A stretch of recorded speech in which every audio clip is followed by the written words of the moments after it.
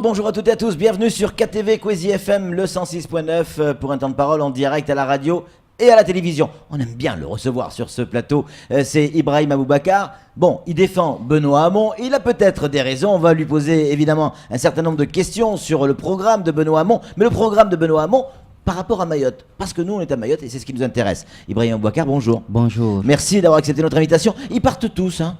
Alors, où ils vont chez Mélenchon, où ils vont chez Macron, les ministres de Hollande, et de moins en moins pour Hamon, vous faites encore partie des derniers Mohicans, là. Hein. À Mayotte. Top chrono. À Mayotte, parce que ce n'est pas une affaire isolée à Ibrahim Aboubacar. À Mayotte, nous soutenons Benoît Hamon. La Fédération Socialiste de Mayotte, nous soutenons Benoît Hamon. Et le premier secrétaire de la Fédération Socialiste de Mayotte est le mandataire de Benoît Hamon. Et j'ai très tôt effectivement donné mon parrainage à Benoît Hamon, je vous l'ai dit ici. Pourquoi? Tout simplement par fidélité à mes convictions, mais également parce que lorsque je regarde les programmes, parce que certains reprochent à Benoît Hamon qu'il a un programme de gauche, il a un programme pour défendre les plus faibles. Mais quand je regarde ce programme de Benoît Hamon, mais ce sont les soucis que nous vivons. Et je suis venu ce matin, effectivement, pour parler de ce programme et de dire combien ce programme répond oui, mais Ibrahim aux problématiques de la vous avez population. défendu bec et ongle Manuel Valls. Manuel Valls qui ne soutient pas, en tout cas pas clairement, Benoît Hamon. On sent bien que ça va aller probablement vers Macron. Et aujourd'hui, vous défendez Hamon. C'est pas la même politique, Hamon et Valls. Hein. Écoutez, nous étions avec François Hollande et Manuel Valls dans un temps de bilan et d'action gouvernementale. Oui. On a fait beaucoup de choses ensemble pendant 5 ans. Maintenant, la primaire a été organisée par notre famille politique, parce qu'il faut aussi qu'on sache ce que nous voulons. La primaire a été organisée par notre famille politique. Il y a un candidat issu de cette primaire de la Belle Alliance, et c'est sur ce candidat désigné par notre famille politique que nous nous tournons vers l'avenir. Et nous avons vu avec lui à la fois le programme Outre-mer et nous travaillons avec lui le programme Mayotte pour le préciser. Et nous souhaiterons vraiment que nous puissions parler de ce programme Outre-mer et en particulier Mayotte. On va en parler. Ramlati Ali, investi PS, si je dis pas de bêtises. Qu'est-ce qu'elle faisait sur la tribune avec Macron? Une présence de courtoisie. D'accord, c'est comme ça que vous le présentez. C'est comme ça qu'il nous l'a dit. D'accord. Allez, on parle du programme de Benoît Hamon sur Mayotte. Mais nous on s'intéresse à Mayotte. S'il y avait 3 actions principales à destination de Mayotte pour Benoît Hamon, ça serait lesquelles? Premièrement, sa décision de doter l'action d'égalité réelle d'un fonds de 2,5 milliards d'euros sur 5 ans. 500 millions d'euros annuels pour mettre en œuvre l'égalité réelle. Et il a précisé un certain nombre d'actions prioritaires, les infras, l'eau, la santé, et ce que nous mettrons localement dans le plan de convergence. C'est un effort budgétaire jamais réalisé, jamais annoncé, une action inédite pour les Outre-mer. J'ai entendu certains se sont positionnés sur 1 milliard, etc. Moi, je me rappelle que lorsque nous votions la loi égalité réelle, la question qui revenait sans cesse, c'est qu'on s'engagera à quelle hauteur pour que cette affaire d'égalité réelle ne soit pas un rêve. Eh bien, Benoît Hamon s'engage sur 2,5 milliards d'euros sur les Outre-mer sur 5 ans et il y aura la part de Mayotte là-dedans. Deuxième point, puisque vous me demandez de parler de 3 points. Deuxième point, sa volonté de rebâtir les services publics. La garantie des services publics. Alors, il y a ce qu'il appelle la garantie universelle des services publics dans la santé, mais il va plus loin et il précise, s'agissant par exemple des Outre-mer et de Mayotte en particulier, le service public de soutien scolaire, le service public de la petite enfance. Le positionnement de Benoît Hamon sur les services publics et sa volonté, effectivement, son refus de diminuer les moyens de l'État, de diminuer les agents publics. C'est-à-dire, quand il parle de services publics, il dit également les moyens qu'il donnera à ces services publics. Oui, la question scolaire et la question de l'échec scolaire est un très gros souci à Mayotte, de la maternelle jusqu'à l'université. Oui, la question de nos enfants, nous sommes le seul territoire où il n'y a pas de crèche. Donc, oui, la question de la santé est un souci. Donc, sa façon de dire, de défendre les services publics tout au long du programme, parce que c'est uniforme dans le programme Outre-mer et à Mayotte, c'est quelque chose d'extrêmement important. Le troisième point. Troisième point, je dirais sa manière d'aborder l'économie. Sa manière d'aborder l'économie. Là où les uns et les autres ont des doutes, il a annoncé toute une série d'actions fortes sur le développement économique des Outre-mer. Je dirais 3 points pour ne pas être trop loin sur là. Premièrement, sa décision de pérenniser les dispositifs fiscaux sur 5 ans et de doter chaque territoire d'un statut fiscal. Deuxièmement, sa décision de soutenir à bras le corps les TPE-PME, qui est notre corps, notre cœur. Et quand je dis cela, il a proposé de réserver 50% des marchés publics aux TPE, sur certaines conditions. Actuellement, c'est 25% au niveau national, 33% dans la légalité réelle. Il part de 25%. Sa décision de dire que la banque publique d'investissement doit d'une certaine manière être prolongée par un volet développement. C'est également dans le programme. Et donc, sa manière d'approcher l'économie et de soutenir l'économie et de briser un certain nombre de tabous sur l'économie, je pense que dans des territoires où il y a 22, 25, 30% de chômage, et on voit ce qu'il y a en Guyane aujourd'hui, c'est fondamental. Vous m'avez demandé 3 points, oui. Mais il n'y a pas que ça, et nous aurons l'occasion de... En tout cas, dans les 3 premiers points, vous n'évoquez pas ce que tous les Mahorais ont sur les lèvres, le problème d'immigration et d'insécurité. Parce que j'y viens. C'est donc en 4e position? Non, ce n'est pas en 4e position. Oui. Parce que ça, c'est en toile de fond. Voilà, c'est en toile de fond. Et peut-être aussi dans les services publics? En toile de fond, et également dans les... Attendez. Quand vous décidez de supprimer 500 000 fonctionnaires ou 120 000 fonctionnaires, comment vous allez affecter des policiers et des gendarmes de plus chez nous?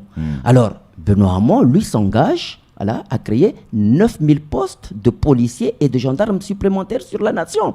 Et c'est pourquoi son engagement de renforcer la lutte contre l'immigration clandestine et la lutte contre l'insécurité ont un sens. Il propose dans son programme, dans le premier trimestre où il s'est réélu, de tenir des assises contre la délinquance et l'insécurité dans chacun des départements, entre l'État, les collectivités locales et la société civile. Il a précisé « et la société civile ». Et quand je vous dis cela, vous voyez à qui je fais référence. Parce qu'aujourd'hui, les questions de lutte contre l'immigration et l'insécurité doivent inclure un dialogue avec la société civile. Donc oui, la question de l'insécurité et la lutte contre l'insécurité et l'immigration, c'est une toile de fond à tout cela. Pourquoi il n'est pas venu le dire lui-même, ça? Alors, il devait venir, pourquoi il ne vient pas? Je m'attendais à ce que vous posiez effectivement cette question.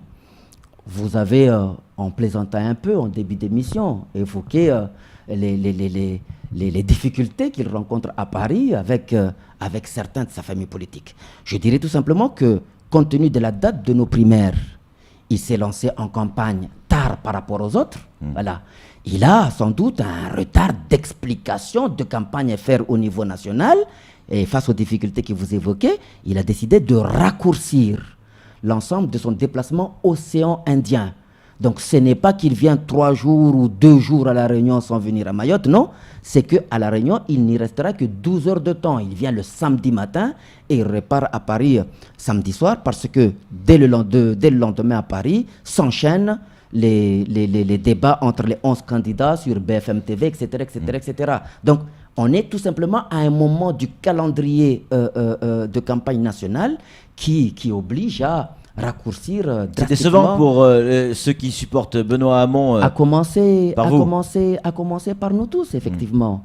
Mais là où on est au clair, c'est qu'il n'y a pas improvisation sur son programme. Et d'ailleurs, il a décidé de publier dans la presse locale une interview extrêmement détaillée sur ses propositions. J'espère que vous serez preneur de cette interview. Et en tout état de cause, il publiera une feuille, pas seulement une feuille, un programme pour faire battre le cœur des Mahorais extrêmement précis qui développe pour Mayotte le programme Outre-mer que j'ai commencé à développer devant vous. Samuel Bocher, le rédacteur en chef de France Mayotte Matin. Une question à vous poser, Ibrahim.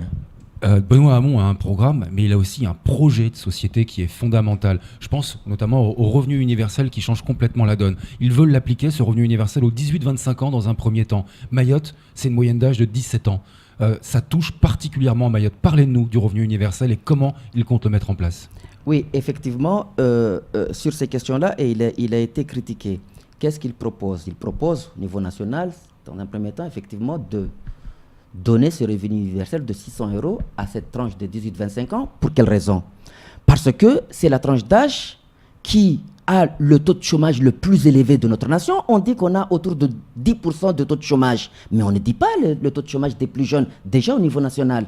Et dans les Outre-mer, quand on parle de taux de chômage de 20 ou 25 ou 30%, on ne dit pas le taux de chômage des jeunes. On est à pour 45, s'insérer. on est à 45%. Exactement. Donc c'est important pour accompagner les jeunes dans tout ce qu'ils font, que ce soit leur cursus de formation pour que ça arrête d'être des formations hachées, ou ceux qui sont à l'université, parce qu'il l'a précisé, que ce sera donné également aux étudiants. Combien de jeunes Mahorais se retrouvent dans la difficulté en métropole parce que tel ou tel parent n'arrive pas à donner 300 € par mois lorsque la bourse arrive en retard et est coupée. Donc c'est une manière effectivement de permettre à la jeunesse de prendre pied dans la vie en étant accompagnée.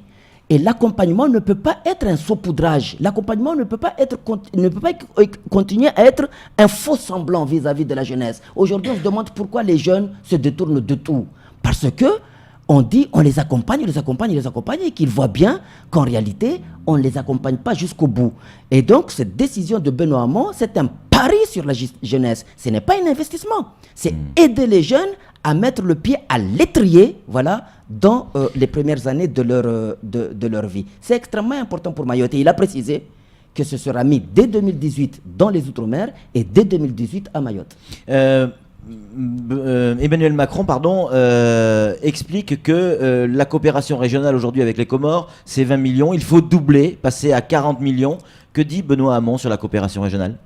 Moi, sur cette affaire de coopération régionale, vous avez tout à l'heure dit le problème de la Guyane. Oui. La Guyane n'a pas de problème de coopération régionale. La Guyane n'a pas de problème de pays qui revendiquent territorialement la Guyane. Et pourtant, vous venez de le dire à nouveau, le problème de l'immigration, le problème de l'insécurité sont aussi accrus que chez nous, si ce n'est plus. Et donc, il ne faut pas se tromper d'analyse et en venir à dire qu'il suffit de coopération régionale pour régler le problème d'insécurité à Mayotte et d'immigration à Mayotte. Ça serait le cas en Guyane, qui n'ont aucun problème de coopération avec le Brésil et le Suriname. La coopération régionale n'est qu'un moyen parmi tous les autres d'endiguer ce phénomène. Mais en aucun cas, ce n'est que ce moyen-là. Moi, j'ai toujours dit que pour la coopération régionale, on ne l'a jamais refusé. C'est la partie comorienne qui n'en veut pas. Aujourd'hui, quand on dit qu'il n'y a que 20 millions, mais il y a 12 millions de fonds européens de coopération régionale dont ils ne veulent pas. Ils prendraient déjà les 12, ça se ferait 20 plus 12, ça ferait 32. Et donc la coopération régionale aujourd'hui pose la question du fait que, vu de la part des Comoriens, on dirait, moi je ne leur fais pas un faux procès, on dirait que voilà, c'est pour eux une bouffée d'oxygène et une manière de se défaire de leurs responsabilités. Il reste 30 secondes, c'est Samuel qui va conclure. Benoît Hamon est favorable aux droits de vote des étrangers pour les élections locales. Qu'en pensez-vous? Mais nous, on s'est positionné extrêmement clairement contre cette affaire-là, effectivement, à Mayotte, et ce sera très certainement le cas en Guyane. Nous lui avons dit, nous lui avons demandé de le mettre dans le programme pour Mayotte. Et d'ailleurs, nous avons proposé l'idée d'assises, que ces assises sur la délinquance soient étendues à la délinquance, aux questions migratoires, y compris les questions relatives à l'adaptation de la législation applicable à Mayotte sur ces domaines-là. Et cette question du droit de vote des étrangers, dans notre tête, n'est pas possible à Mayotte. Merci beaucoup Ibrahim Aboubacar. Top chrono, c'est terminé. 13 minutes et 10 secondes. Là encore, on est dans le bon timing. En tout cas, merci d'avoir répondu à nos questions. C'est tout pour ce temps de parole. Tout de suite, la suite de nos programmes. Merci.